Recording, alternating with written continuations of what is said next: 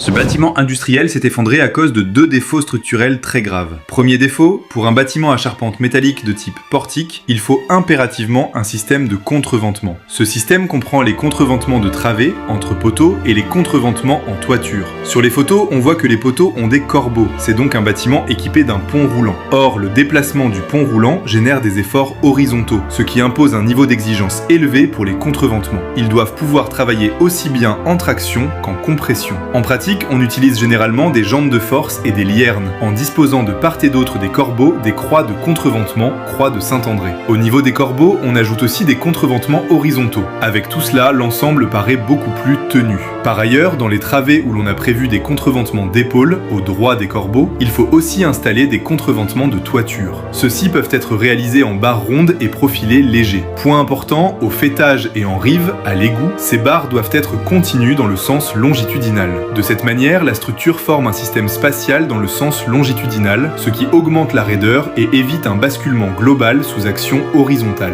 Mais ici, on constate que ni contreventement entre poteaux, ni contreventement de toiture n'ont été mis en place. La structure n'est donc pas tenue en longitudinal, et c'est là un vrai problème de système.